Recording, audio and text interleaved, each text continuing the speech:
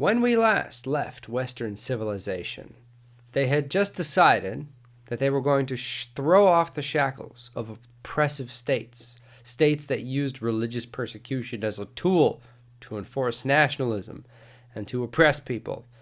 And they were going to create a new type of government, free from this sort of corruption, in which church and state were separate. They would use reason to understand how to run the world, how to order society, and how to know what was right and wrong without use of or need for religion. We don't need it. We can use reason. And this led to what I said in the last episode, the replacement of religion with ideology, in which ideology is something like a secularized religion, where religion is necessarily aimed at something higher than the self or higher than the state, any particular state or government or local population or a huge population.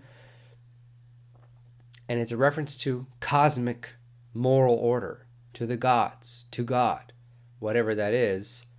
The good is something above us and beyond us. It cannot be altered or changed, like Cicero said when we talked about it last time. Ideology, by contrast, we said, was a secularization of this idea, where instead of being aimed at the ultimate moral nature of reality, it's aimed at the world and utopian projects about the world and fixing the world so that our worldly, earthly standards can be optimized, some kind of engineering problem. And this is why ideology is always revolutionary in nature, because it's obsessed with and focused on the world and fixing the world, where religion includes the world in its conversation, but ultimately is directed towards something higher than the world as such.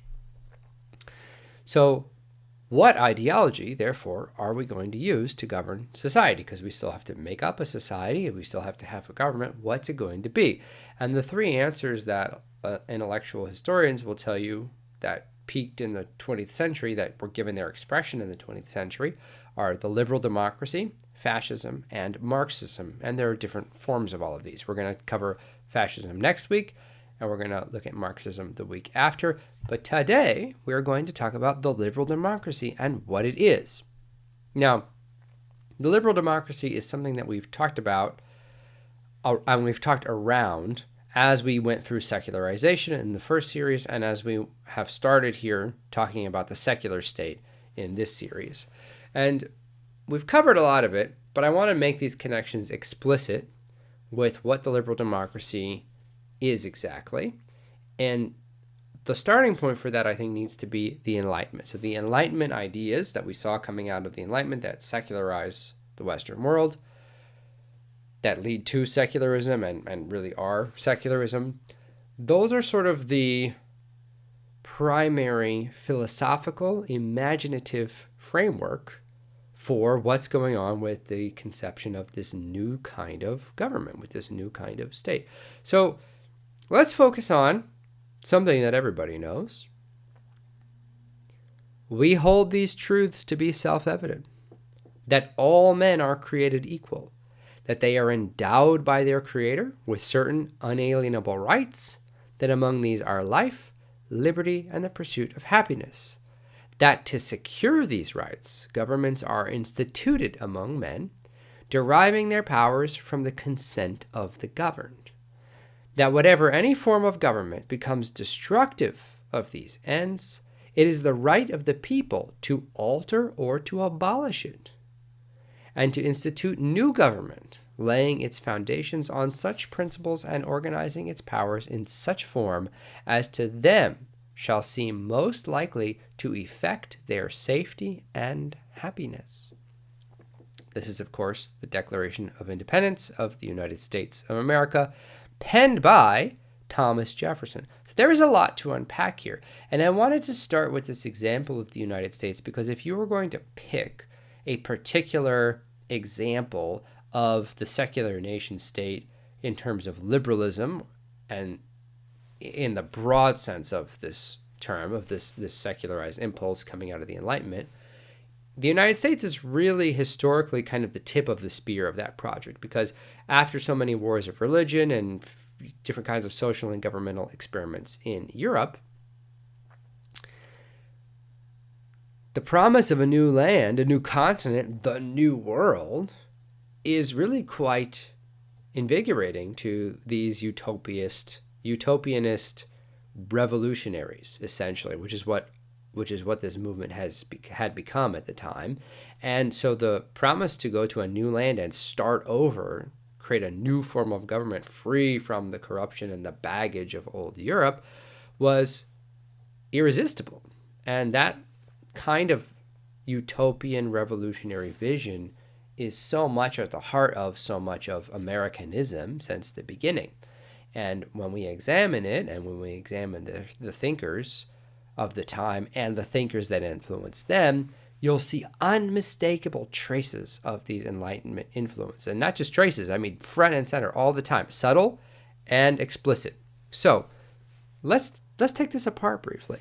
So we hold these truths to be self-evident. This is assuming a particular view of reason, actually, that we've discussed already about the Enlightenment, which is that moral truths and the nature of reality are not communicated by revelation, not by religious insight. They are self-evident. They are obvious to all rational and reasoning minds who are freed from what? From this stifling darkness of authority and religion and all of that stuff. Okay, so what's self-evident? That all men are created equal and endowed by their Creator with certain unalienable rights: life, liberty, the pursuit of happiness. Equal with regard to what? Exactly. Because you don't say two things are equal unless you're referencing something. Equal in height, equal in amount, equal in weight, equal in value. What are we talking about? It's just ambiguous here.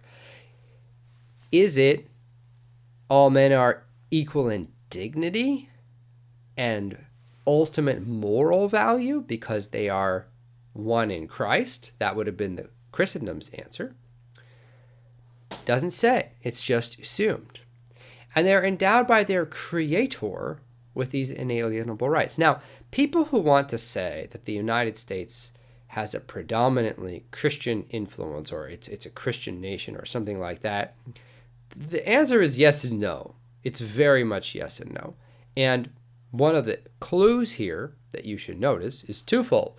First of all, this passage was written by Thomas Jefferson, a man who wrote a version of the New Testament in which he removed all the miracles of Christ because he thought Christ was just a great moral teacher. So you're not talking about a Christian who wrote this. So he can't, by Creator, he can't mean the God who is the Father of the co-equal Christ, Jesus Christ, who shares one essence with the Father. That's not what he means. That's not who Jesus is to Thomas Jefferson. So authorial intent, at least, is not Christian here. And then Creator, this is very indicative of deism, right? Because we talked about this, is that deists are people who believe that, yes, there is some sort of transcendent creator who makes the universe, but that's all he does. He doesn't interact with it. He doesn't have a plan of salvation, however you want to phrase that. He winds up the watch and he lets it run and he walks away. And this was sort of the Enlightenment kind of, I want to say, sterilized religion, because you don't have to deal with any messy problems like the problem of evil or miracles or what church should you go to. It's just, yes, there's a creator. Obviously, all rational people know that there had to be some transcendent source for the material world. But beyond that, that's it. So here in Jefferson, a deist, using deist language, the main thing about this entity is that he's the creator. That's it. He makes. That's all. And then what kind of rights does he give us? So first of all, what are rights? I keep saying rights are made up because if you mean transcendent moral nature of the universe, you're not going to talk about it in terms of rights. You don't need the language of rights to talk about it. We talked about this last week with Cicero, where Cicero talks about the nature of moral reality being higher than the people, than the government, than anything. Unchangeable, cannot be altered. Not should not be altered, cannot be altered. It's embedded in the moral fabric of the universe. So they're not talking about that. because the Enlightenment guys don't want to say that they know anything about that. They're functionally agnostics about these things because, of course, religion has become too problematic. It has to become relegated to being a matter of personal opinion at this point in history because of all the wars of religion and so forth.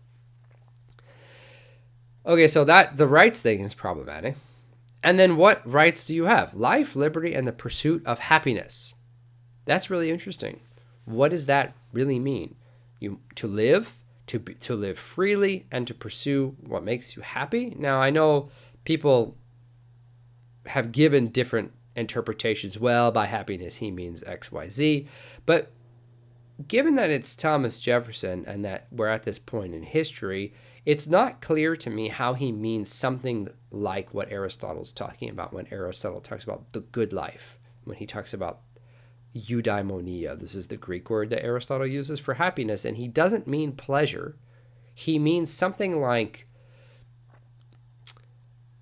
I'm trying to translate this untranslatable Greek word. It literally means like smiled upon by a god.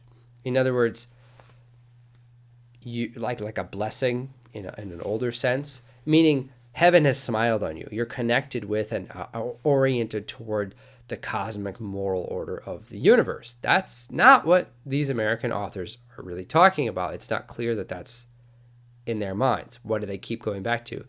Liberty, freedom, that's liberalism. That's broadly what liberalism is. And then happiness and security. And we'll see more of that as we go. And so to secure those ends, we have government. And that's the reason that we have government, to the point where if government fails to secure these things for us, then we've got to abolish it and start it over. So you see the fundamentally revolutionary character of this conception of government. And he says at the end, the people need to create a government that seems to them most likely to affect their safety and happiness. So nowhere in this conversation is the idea of truth. There's no question about, meaning obviously he thinks certain things are true, but there's no question about, well, if the universe, we need to know what's true about the universe, and then we need to orient ourselves to that, regardless of how we feel. That's obviously a much more Christian approach. It's a fundamentally cross-culturally religious approach, and it's something you would expect to find in pagan authors. So, meaning, where is the good located? Is it inside of me or is it something outside of me? We'll come back to this. Okay, so that's a lot of problematized things that we just ran through here. So where is Thomas Jefferson getting all this from? And where do these Enlightenment thinkers where are these ideas expressed in a more basic form with less assumptions? Because you see he's assuming a lot of things here that he's just like, oh yeah, of course. Well, I thought a lot about who I wanted to pick on today. There's so many Enlightenment thinkers and they all have such interesting things to say. And I want to mainly focus on John Locke. I think if I had to pick one person for sake of time, I may post more things on my Substack this week. But John Locke, famous philosopher, he wrote some treatises on government. And here is some sections of treatises on government. I'm going to read you a bunch of it, actually, a bit at a time, because I think it's really important. So, where are these ideas rooted? Why should you govern society in this particular way with this particular emphasis on freedom and safety and happiness and prosperity? And like a good philosopher, to his credit, Locke starts with, okay, well, what is the nature of man? That's the right question, actually. But listen to what his answer is. He says, to understand political power correctly and derive it from its proper source, so to understand what the purpose of government is, we must consider what state all men are naturally in. In this state, the state of nature, the state of just how you kind of start by default in the world, in this state, men are perfectly free to order their actions and dispose of their possessions and themselves in any way they like without asking anyone's permission. So they're totally free and free from authority, subject only to limits set by the law of nature, meaning physical limitations. It is also a state of equality, in which no one has more power and authority than anyone else, because it is simply obvious that creatures of the same species and status, all born to all the same advantages of nature and to the use of the same abilities, should be equal in other ways, with no one being subjected to or subordinate to anybody else. This is fascinating. He identifies that in a raw default way, human beings are by nature, before anything else changes, before we add society or anything else like that to the equation, they're perfectly free and totally equal. Now, is that true? I wonder what Aristotle would say about this. I don't wonder because I know what he would say about this. But I wonder what these guys would say. Aristotle, Cicero, the great Roman and Greek thinkers of antiquity, because it's not at all obvious to them that this is the case. Are you perfectly free just walking around? Well, what about being subject to the passions? What about vice and addictions? Are you perfectly free just to be that way? If you have these limits on you that come from inside you, or that come from flaws or defects in your nature, what about somebody who's born bigger and stronger and faster and smarter than all the people around him, and he either perhaps becomes the ruler by force, or because the weaker, smaller people want him to protect them? And then there's a hierarchical relationship that occurs. What about the fact that children are born into hierarchical relationships with their parents? Like, there's so many things about this that are just not obvious, because people are not born all the same way. You know this. You go outside, and there's some people who are just bigger and stronger. I'm 5'10", like barely, right? But there are some people who are huge and way bigger and stronger just naturally. They just come out that way because of genetics. So there are all these vastly unequal things. And to the pagans, that would have been obvious, that human beings are born vastly unequal. So to him, that it's so obvious that people are equal and free, those are not at all assumptions that many of these ancient thinkers would have made about people. So that is assuming a lot. It's almost ignoring the problem of sin. And even if you go back to someone like Aristotle, who doesn't have a Christian conception of sin at all, he's a pagan and pre-Christian, Aristotle thinks that some people and some whole races are born to be master races, and some are born to be slave races. Now, he doesn't mean master and slave the way we would think of it now because of totalitarianism and chattel slavery and all that kind of stuff, but he means that there's a natural hierarchy in nature, and he has all these arguments for it, and he thinks it's quite rational. And so the purpose of society is to order things appropriately, take everyone and place them where they need to be in society according to their nature that's proper to them. Vastly, vastly different. And I think it's ironic because so many of these Enlightenment thinkers saw Christianity as this blight on history, and they were so nostalgic about pagan antiquity. And the reality is that the pagans would not have signed off on these sorts of anthropologies, meaning understanding, like, how do you understand who and what mankind is? So here I'm going to continue this kind of line of inquiry. He's asking this question, okay, well, if man is born free and equal, and by the way, Rousseau is another important character in this story. His famous line is, man is born free, but everywhere in chains. And his point is that in the state of nature, we are naturally free, but everywhere in chains, society is what ruins us. And so we need to fix society. And again, same kind of revolutionary character that's obsessed with society being the cause of people's problems. Okay, so he says, if man is free in the state of nature, and he says if he's the absolute lord of his own person and possessions, why will he part with his freedom? Why will he give up his lordly status and subject himself to the control of someone else's power? And then he says the answer is obvious. We'll see. What does he say? Though in the state of nature he has an unrestricted right to his possessions, he is far from assured that he will be able to get the use of them, because they are constantly exposed to invasion by others. All men are kings as much as he. Every man is his equal, and most men are not strict observers of fairness and justice. So his hold on the property he has in this state is very unsafe, very insecure. This makes him willing to leave a state in which he is very free, but which is full of fears and continual dangers.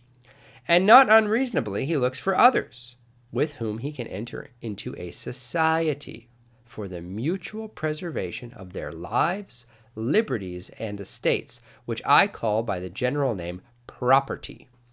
So the great and chief purpose of men's uniting into commonwealths and putting themselves under government is the preservation of their property. This is fascinating. So here's the issue. When you conceive of man as a radical individual, he starts in the state of nature, totally free and the same as everybody else. Everybody's a radical individual just like him. This is what he means by all men are kings as much as he. You hear this language about that so prizes the sovereignty of the individual, ironically drawing on the monarchical language to prove the point. So the problem is everyone's this radical individual, but everyone's that way. So now we have this problem, which is that there's competition. He doesn't say that, but that's what the underlying issue here is that there's competition. And interestingly, he says most men are not strict observers of fairness and justice. That's really interesting. I thought we were all equally sovereign and free and whatever, but why are only some men, by implication, strict observers of fairness and justice? That almost sounds like people have varying levels of commitment to some kind of morality, which I think is a little bit discordant with what he's saying. So anyway, notice though, the big picture here is the purpose of government, of uniting into commonwealths and putting themselves under government, is the preservation of their property. So he's reduced the purpose of government to sort of a materialist fixation. I want to live well, and I want all my stuff. And that's the reason that we need government over us and that we need to have commonwealths and collaborations with other individuals. It's for this aim. This is the purpose. And that's a little strange because to me that sounds like an optimization problem or an optimization kind of fixation on this problem of I'm a radical individual. I want what I want, without reference to a greater moral reality. Like, where is the reference to nature? Well, as a human, my nature is this, and we need to pursue our natures. We need to become perfect. We need to become what we are. All of this language that you might see in Aristotle or Cicero, or whoever, pick your ancient thinker of any religion, actually. They start with the idea of, here's the absolute moral nature of reality. Here's what's in our way. Here's how we have to attain to that absolute moral nature of reality, something bigger than us. That's not here. That's not here. There's nothing bigger than the individual and the individual's wants. And therefore, what we want is security to preserve our property. And by that, he also means our lives and our liberties. But isn't that interesting? Like, where is the reference to absolute truth? No, the individual. And so government is this convenience, it's this mechanism, it's this means to do that. Now, how do you organize government to do that? That's where you get all the different flavors of liberalism. Libertarianism, conservatism, leftism, right-wingism, like all these different things. People argue about, well, who should we tax and how much should we tax and how many controls should there be on the economy or not. But the whole thing is just this problem of the one and the many. The individual versus the collective authority. And that's the whole dialectic of modernity. It's like, we want individual rights, but we need to give up some of that radical freedom and individualism so that we can, in the long run, have a more peaceful, prosperous society. Because if we just let the world open to massive, ridiculous competition, then some people are going to get totally owned and destroyed and oppressed by the people who are stronger. Also very interesting. I thought we were all equal, as in everyone equally in a position to defend themselves. No, the world is actually unfair. And so as a hedge against that, that's why we need government. So there's but how much? Because too much becomes totalitarian and oppressive. And who gets to say? So these are all the questions of modern secular societies, because what's not on the table is the question of ultimate reality. That's not central here. It's just assumed that freedom and equality are the default state of man. This is why the consent of the governed is so important. And it's not just here. This kind of concept appears all over the Enlightenment thinkers. And it kind of struck me how consent of the governed is really this idea that the individual should have the power to check the authorities. There's so much fear of authority and totalitarianism in these Enlightenment thinkers, in liberalism specifically. We got to have something that can check this colossal authority, the Leviathan of the state. It's got to be the individual. The individual's will shall not be thwarted. So government and authority ought to be subject to the veto of the individuals, maybe by revolution, like the French Revolution, which was a huge disaster, and we can talk about that another time. That's what consent of the governed, that's the role that idea is kind of playing in this schema, which I'm saying ultimately comes down to this constant unresolvable tension between the one and the many, between the individual and authorities. And that's kind of the implicit tension in the liberal democracy, and we'll see how that plays out in the other forms of government. Okay, one more thing I wanted to say about this, which is very, very interesting, I think. So what does this have to do with our duties towards each other? So there's this quote here that John Locke, he's asking this question. He says, here's the answer. And he block quotes this guy named Richard Hooker. And this is what Hooker says. He says, a similar natural inducement has led men to realize that they have as much duty to love others as to love themselves. Things that are equal must be measured by a single standard. So if I inevitably want to receive some good, indeed as much good from every man as any man can want for himself, how could I expect to have any part of my desire satisfied if I am not careful to satisfy the similar desires of other men, being all of the same nature are bound to have? Meaning, because everybody's basically of a similar nature, everybody's going to have similar desires. So he's like, I need to satisfy the desires of other people just like I want my desires to be satisfied. And then he says, to offer them anything inconsistent with their desire will be to grieve them as much as it would grieve me. So that if I do harm, I must expect to suffer, because there is no reason why others should show more love to me than I have shown to them. Thus, my desire to be loved as much as possible by my natural equals gives me a duty to act towards them with the same love. Now, this is crazy to me. Crazy to me. Because first of all, notice the object of what he's seeking here. He wants to be loved as much as possible, and he wants his desires gratified. The focus is, I want my desires gratified, but the problem is, again, there are all these other individuals around me, and they're just like me. They all want their desires gratified. So therefore, the best thing we can do is cooperate in gratifying each other's desires. That is the engineering solution to the question of optimizing pleasure and reducing pain. That is the high vision for reality here. And again, I want you to think about how shallow this is at a very real level. Because when we're talking about societies progressing from less barbaric to more enlightened, or however you want to put it, I find it very strange that gratifying desires and having safety and security and property is the central focus here. There's nothing about truth.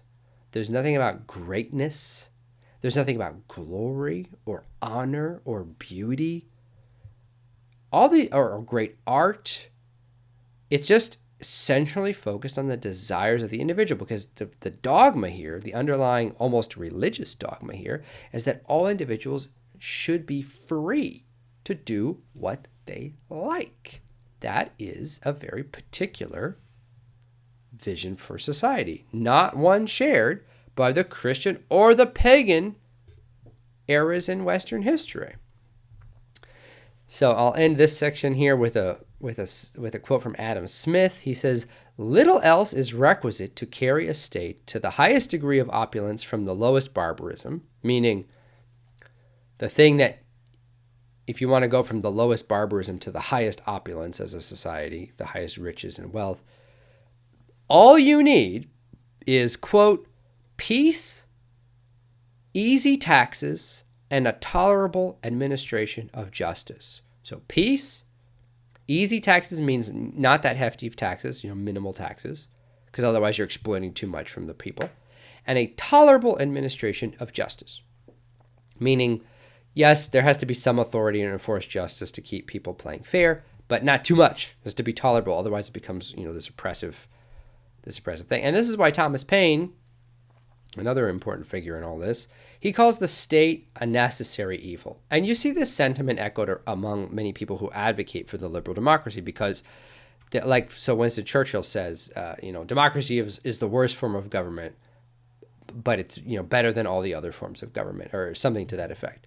And you see the sentiment all the time, because their true kind of Enlightenment liberal regards freedom so highly that to concede some of it to government is this sort of necessary evil, because otherwise, again, you get this world of complete competition and unfairness and inequality. And then, constant war and competition is sort of not a good long-term strategy to have the most people flourishing the most and enjoying the most pleasure and being satisfied maximally. But again, if we're just focusing on the 4 F's, feeding, fighting, fleeing, and reproduction, then is that really a high vision of life? It's very animal when you really step back and think about it. So I find it ironic that the liberal democracy, in trying to free itself from all these oppressive forms, ends up advocating for a kind of a low bar for human flourishing. In fact, I think that's very interesting. Okay, so here's a little thing that I wanted to touch on. This is the next section here, which is the political spectrum, the left-right thing.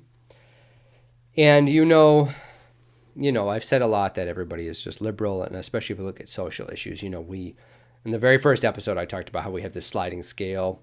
The social issues have been sliding liberal more and more, and whatever people say, I'm a conservative, you just believe in liberalism from 10 to 20 years ago. That's what that means when you say I'm a conservative now.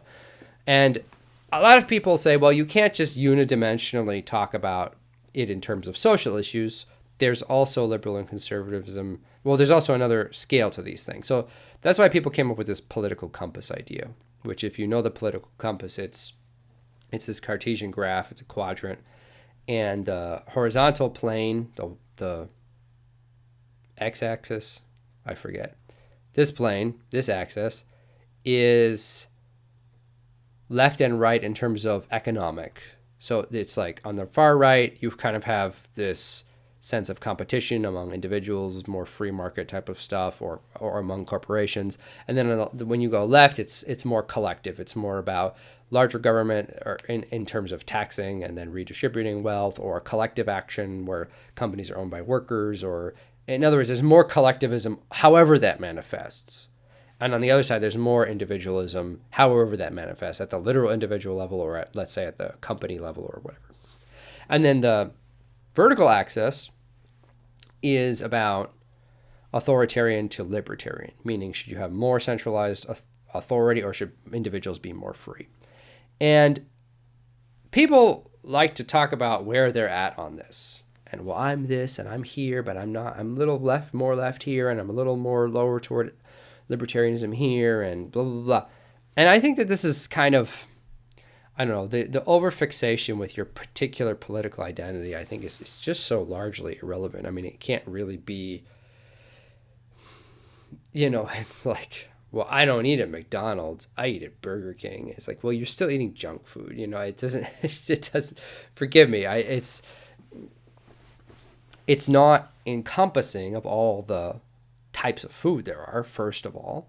And the political compass, as it's called, does not encompass all forms of government, not even close. It only encompasses that very small window in history of types of government based on the idea of the secular nation state. Regardless of what people try to do, and I know people try to do this, but in reality, you can't fit Athenian democracy, the Roman Empire, any part of Christendom. You can't fit these things, or, the Hindu caste system, or the Japanese feudal society. Like, you can't really fit any of these things onto that political spectrum. It's anachronistic. I understand why people try to, and I understand why it looks like you can. But the reality is that the political compass doesn't ask these questions about fundamental, or answer these questions about the fundamental nature of morality, and so on. All the things that the pagans talked about last week that we were quoting. And another way of talking about it is that this type of government, the secular nation state, is distinguished by saying we are not going to take some particular vision of the ultimate good that's beyond the individual, a moral reality that's higher than individual interest, and make that the center of our society. And so they either really ignore this question. Oh, no, that's a religious question. We're not going to answer that. That's for the determination of each individual. Or they will say stuff like Thomas Jefferson, well, these are the truths that are self-evident. And then they smuggle in these sort of Enlightenment ideologies that stand in the place of religion, meaning they do the function that religion does in ordering a society. But they don't order that society toward any higher good, because the higher good, it's not clear how you define that higher good outside of survival and material prosperity and personal satisfaction. And if all you're talking about is survival, material prosperity, and personal satisfaction, you haven't encompassed any of the ancient forms of government, actually, who had distinctive ideas and visions for what the good was. And I'm going to talk about that more at the end. So my question then is, are we just talking about animal life at a very basic level? Again, the 4 F's. Just with a lot of extra frills and flowery language. It's not clear to me that this is a more progressive, higher vision for society. It seems like a regression and a lower vision of society. Something to think about. I'm not making grand pronouncements here exactly, but I want you to be thinking about these questions and try to chew on them a little bit, because what they tell you in U.S. government in 11th grade or whatever, that's not really consistent with the whole witness of history. And this is very typical of Americans, who have this very small window of what they think history is, and Westerners who have this very small window of imagination, which they can sort of remember Christendom. They can only really remember the last few hundred years of civic and social and political and philosophical life. And then when they look at antiquity, we just sort of project our own values onto antiquity, and it's very hard for us to enter into their imaginative frameworks, which I'm always talking about this. So to wrap up this section, this first part of the show, I want to suggest to you that the problem with the secular nation state and liberalism specifically, but also the secular nation state in general, and you're going to see this in when we get to fascism and communism, is that you're stuck with this tension between anarchy and totalitarianism on huge extremes. And then depending on how you kind of configure your political compass, it's just all these different answers to this sort of engineering question about, well, what's the role of authority in guaranteeing human freedom and prosperity? So some people who now, this always changes, who now would call themselves more leftist, think that the proper answer to human flourishing is we really need to prioritize the economic prosperity of everybody, and we're willing to have a more inflated state to do that. Whereas what's now called rightism or whatever is going to say something like, no, what's more important than that is that the individual should be more free, and we're willing to have more competition and survival of the fittest type of situation in order to accomplish that. And, does what I just said encompass everybody? No. But that's one of the continuums in all of these continuums that people argue about. And it depends on how everybody defines it and whatever. It's a big, complicated question. It's hard to overgeneralize, except to overgeneralize it at the most highest level you can, I guess, which would be that liberalism is always stuck in this tension between the individual and the authority. And how do you square that circle? And there's sort of a million answers. There's all kinds of liberals, libertarians, conservatives, leftists, right-wingers, all these people. And there's also no answer because we haven't figured out how to do it. And that's why in the 20th century, two other ideologies emerged to challenge liberalism on the basis of its failings to square this circle. And we're going to talk about that more a little bit at the end and then next week. So let's take a quick break. When we come back, I'm going to do Q&A, and then I want to give just a shorter kind of summary remark on something I've been circling around a little bit, which is sort of what's deeply wrong with this idea of liberalism from a traditional Christian or religious perspective, and what's the alternative to it. So we'll be right back.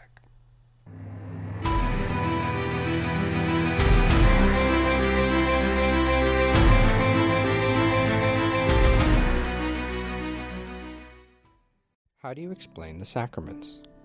It's easy to say they're mysteries that we have to take on faith or on the authority of tradition, but that is not how the early Christians understood them.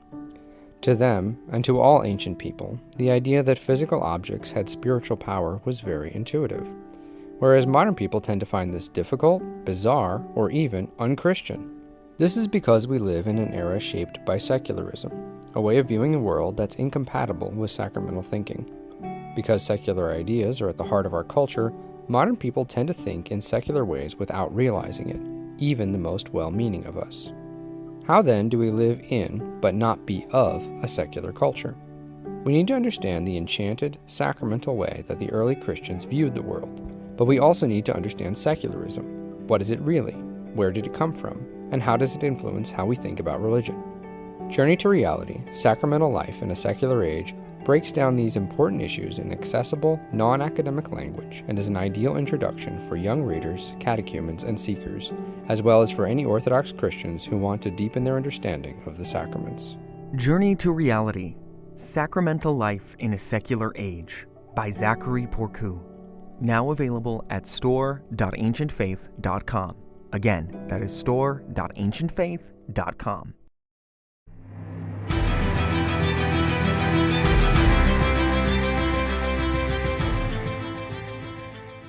We are back, and I just wanted to add, I was thinking about this on the break, what I'm saying about the political compass and why it's sort of ultimately not that important to me in this type of discussion, getting at the root of it, is that even if you add this other dimension, so it's not just the left and right, it's also the totalitarian or the authoritarian libertarian axis, even if you add that other dimension, as far as I can tell, you're still just dealing with different flavors of the problem of the one and the many, either in terms of how you organize the economics in society or how you answer the question, who determines the nature of reality? Like the authoritarian libertarian axis is, well, is there some sort of large authoritarian structure that determines the nature of reality and morality and it imposes that on the people? Or on the libertarian end, does each individual person determine that for him or herself? And so that's a one in the many kind of problem, and so is the left-right spectrum. They're both just tensions between different flavors of the one and the many, or how do you, in what fields of life are you applying this question of the one and the many? And so there is no traditional sort of pagan or Christian solution to these types of problems on offer here. And that's why you sort of get, at a big zoomed out level, a lot of these different types of democratic republic, democracy, libertarianism, anarchy, authoritarian, leftist, whatever. They're just different. They're the same thing. They're the same soup, just with different amounts of each of the ingredients to taste. I guess that's what I'm kind of getting at here. So let's hit some Q&A, shall we? As you know, today's show is not live. There's no live chat. Had to be pre-recorded. But you posted questions on Substack anyway. And while I'm thinking of it, by the way, we're doing a launch special for the Substack. It's doing very well. I'm so happy and amazed to see the response of everybody. It's been great. All the interaction, all the comments. And I'm doing a launch special, so it's like 58% off if you subscribe before Pentecost. So the sale's over. I was just all Paschal tide. Christ is risen, so have a coupon. Okay, so questions from Substack. Somebody said, I'm hoping you would be willing to contrast this in the episode, the concepts of pagan Athenian democracy, widely taught as foundational from the perspective of post-Enlightenment education, to the actual modern forms of liberal democracy that exist today. So this is a great question because we talk about democracy and we're so triumphalist about it and we have all these different takes on it. And a lot of these Enlightenment thinkers would gesture at the supposed civilization and superiority of pagan antiquity, superior, of course, to Christendom, which they all hated. So what's the difference between the pagan Athenian democracy? Athens was famously a democracy, but here's some things you need to know about it. So number one, it's not secular. That's the most important thing, that the Athenian democracy was not a secular society. We talked last week about the big festival to Athena. They worshipped Athena. They brought out all these bulls and slaughtered them and poured out the blood and burnt offerings and feasting, and they would do games in honor of Athena. Athena was understood to be the patroness and protectress and founder of Athens. That's why it's named Athens. So there's no sense for them that that you could divorce church and state in any particular that made no sense. There was no church and there was no state. It was just like, this is what we do. We're Athenians. This is our identity. And this gets to this other idea, which is that the difference between democracies where a bunch of people vote on something. But notice that in Athens, it wasn't every man, woman, and child voting. It was only male citizens. And most people in Athens, I don't remember what the exact breakdown is.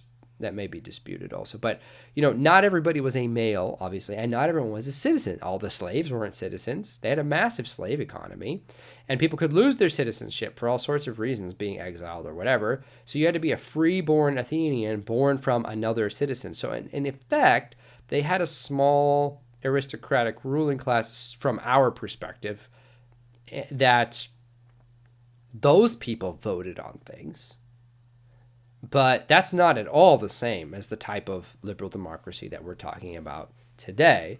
And the reason that I think that these Enlightenment thinkers get so excited about it is because they had this idealized conception of the Athenians as free, rational people. They're all Socrates or whatever, and they all vote and use their reason to prove things, and they're all free. And I just think that this is such an anachronistic projection from modernity onto Athens. Remember, democracy killed Socrates, people. They condemned him to death for disrupting their culture. And this is another important element, too, is that democracy like this works when you have people who share the same values.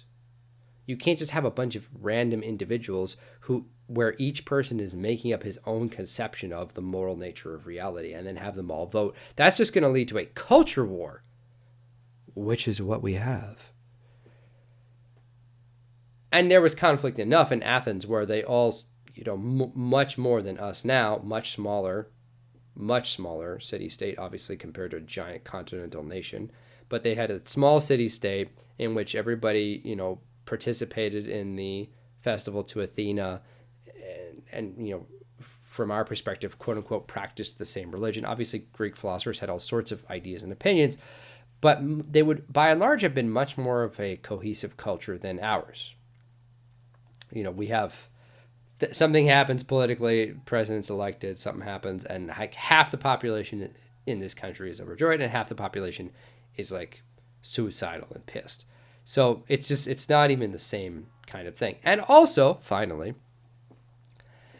famously, Aristotle and the boys didn't think that highly of democracy. Aristotle considered democracy to be a bad form of government, a corrupted form of government, in which that just led to chaos. So Aristotle, maybe I'll post about this on Wednesday. Aristotle had this idea that there are three forms of government: rule by the one, rule by the several, the few, and then rule by the many.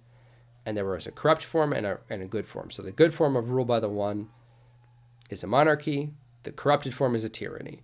The good form of the rule by the few is aristocracy. Aristocracy literally means ruled by the best. And then the corrupted form is the oligarchy. And then the good version of rule by the many is what he calls the politeia. This is a Greek word. And it means it's ruled by the many, but the many share the same cultural fabric. They really are part of the same culture and have the same values. And the democracy is the corrupted version, where it's just a bunch of individuals kind of voting against each other, and there's no cultural unity there. So the final answer to this question, which has many levels to it, is that democracy isn't considered a good thing by Aristotle. And that was the subject of controversy in Athens. And then the asker, the poster, goes on to ask, additionally, how would the pagan philosophers' perspective on democratic government from their more spiritually permeated worldview contrast with the secularized idea and secularized manifestations of democracy and freedom today? I think I've already answered a bunch of that here, but I'll just add this reminder that, again, our concept of freedom today is based on this idea of the totally sovereign individual who will not have his will impeded by anything.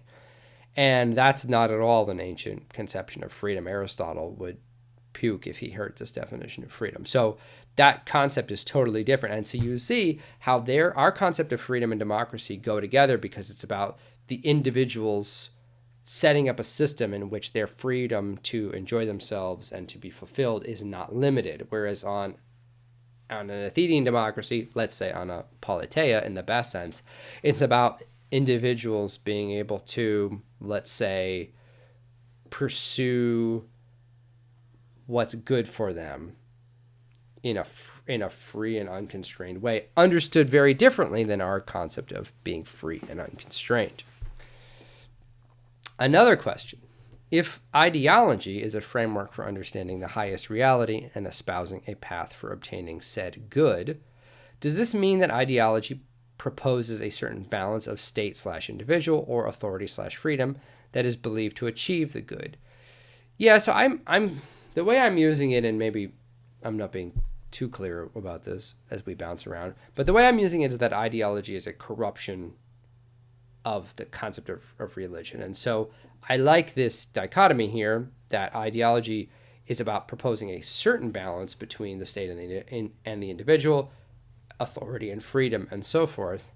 And it's kind of, okay, well, what's the right way to turn all of these dials so that we can achieve the good? But the good isn't really the highest reality in this sense, because corporately, as a society on the liberal democracy, there isn't a highest reality. Not really. The highest reality is only something like, you need to let everyone be totally free to live the way that they want. That's the highest.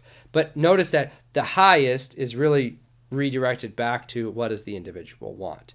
It can't be something, when you really strip away everything at its base, liberalism can't really be a situation where the individual submits himself and his will to a good that's higher than him.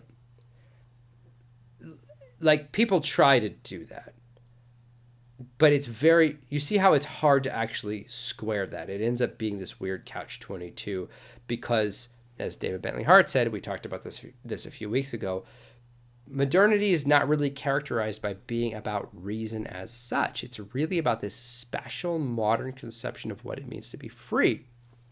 And to secure that freedom, we have to figure out the right system of government to secure that freedom. How are we going to run society so that we can be maximally free? And then we're going to weigh all these pros and cons of how much authority should we give away and how much should we retain, and all, again, just different amounts of ingredients in the soup, and not really anything substantially different. Okay, next question. Since the spirit of modernity is, quote, freedom from authority, yet Marxism/fascism/liberalism all utilize a degree of authoritarianism, is it that the spirit of freedom supports only freedom for selective people groups or activities that align with said ideology? This is a very interesting, provocative question, and one that has been answered by people. So I think it's, I'm looking over here at my books, I think it's Burnham. I think I was reading this in Burnham, where he says that the idea of democracy or liberalism or freedom or whatever, these things are always fake. And his read of history is that society is always ruled by a selective elite of some kind and appeals to popular, like the will of the people sort of thing, appeals to popular will, the will of the people, whatever, consent of the governed. He said those are all just decoys or kind of farces, really. They're illusions that the one ruling class uses to weaponize the will of the people against a different ruling class so that they can overthrow them and then they can take them over. In other words, his read of history, at least history of the West, is that, and maybe I think he means all history, is that politics really boils down to different small elite groups fighting with each other and then occasionally mobilizing the will of the people to use as a weapon against a different ruling class group so they can overthrow them and take them over. And then when they've done that, then they shuffle the people away. And okay, your opinion doesn't matter anymore until the next time they need. So the people are kind of just always a weaponized tool by ruling classes. And there is no such thing as this kind of freedom, actual democracy, actual individualism, whatever. Like even liberalism is fake in this regard. And I think that there's pretty good evidence for this idea that liberalism is fake, because one of the grand themes you're going to see across our discussion of liberalism, Marxism, and fascism is that they all trend towards statism. They all trend towards authoritarianism, because the secular nation state project, by definition, there is no check and balance on the state. The state ultimately has to have all of the power and draws all the power to itself, because there's nothing that checks the state, especially morally, because they got rid of religion. And this is true for liberalism too. So it'd be very hard, I think, to avoid the conclusion that liberal societies in the last 200 years have gotten less statist. They've gotten more statist.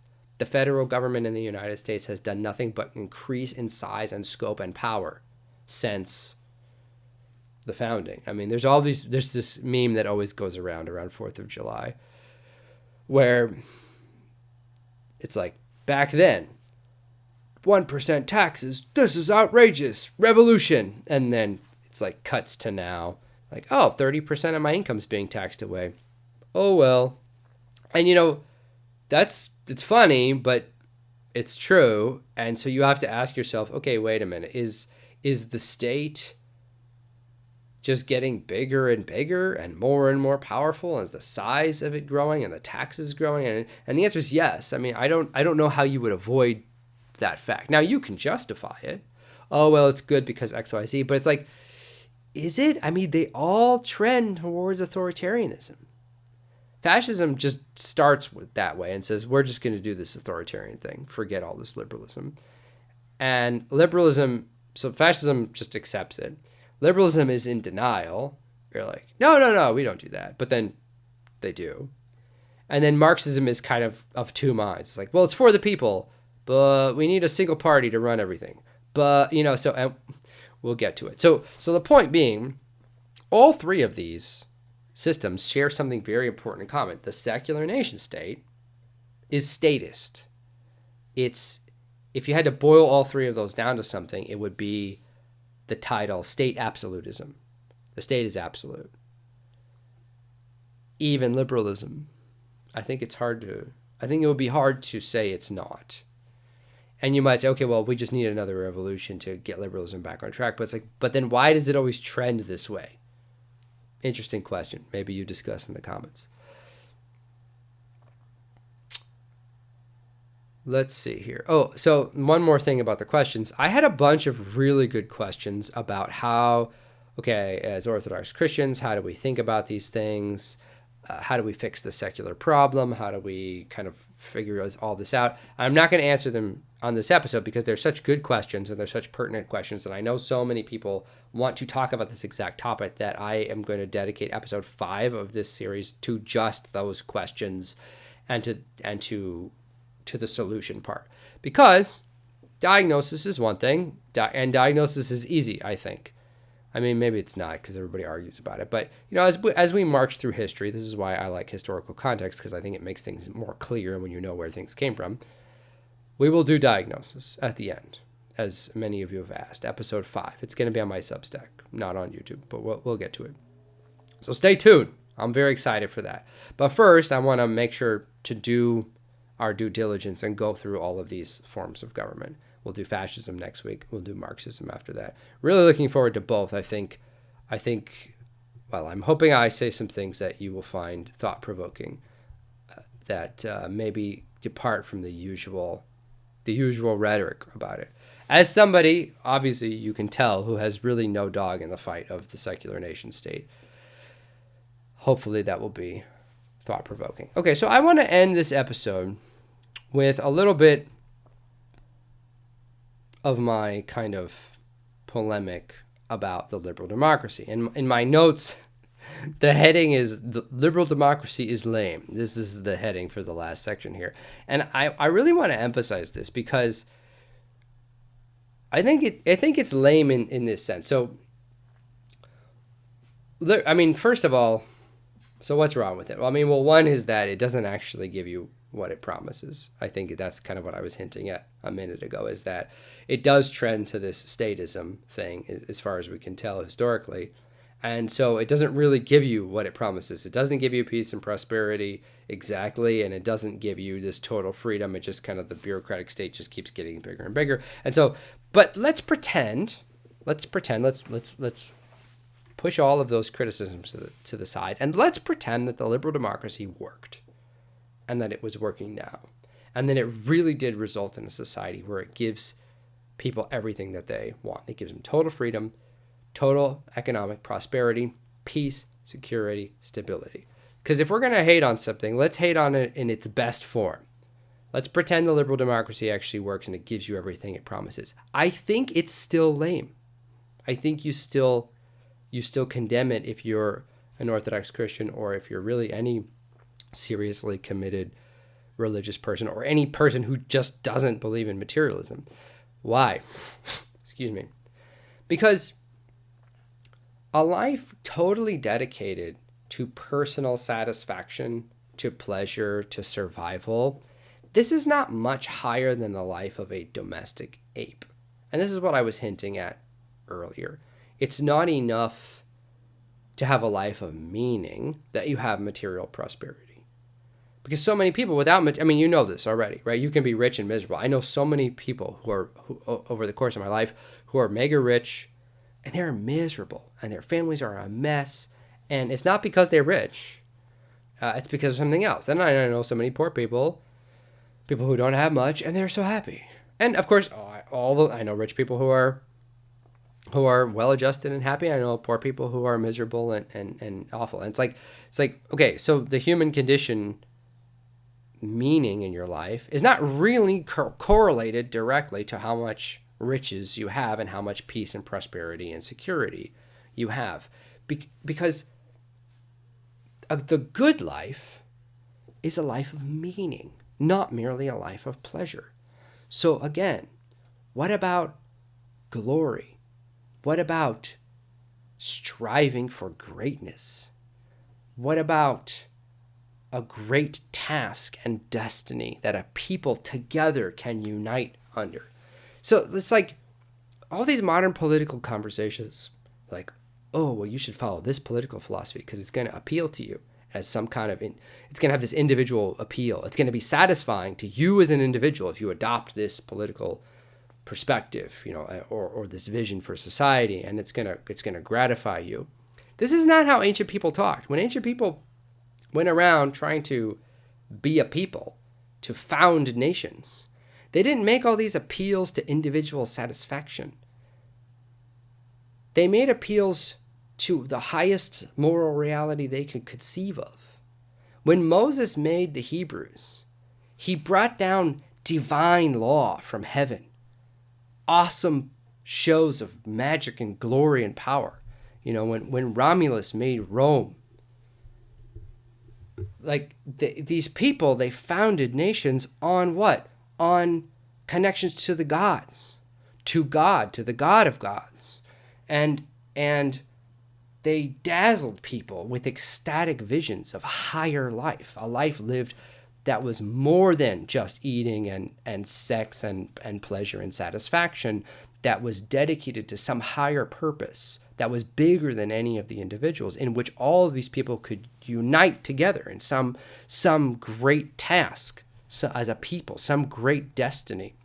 And these great people groups from history, they had these visions, and that's why we remember Rome and Athens and the ancient Israelites and all of these people groups, the Egyptians. It's just, and what did they do? They built glorious things, and they dedicated them to the gods, or to the God of gods. And that's a high and beautiful vision.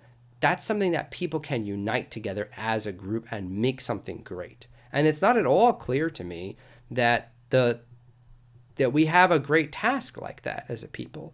Like, is the great task of the liberal democracy just to maximize pleasure for everyone?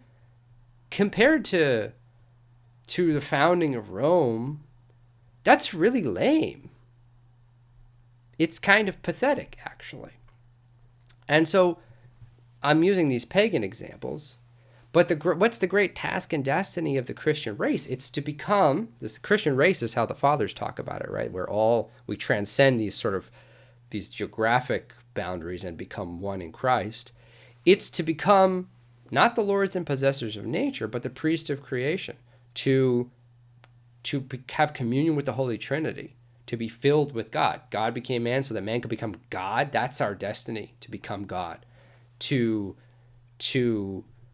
be united to an ecstatic vision of love and truth and glory and beauty. That's the highest. I mean, name me another religion that has the same level of regard for what man's highest destiny is.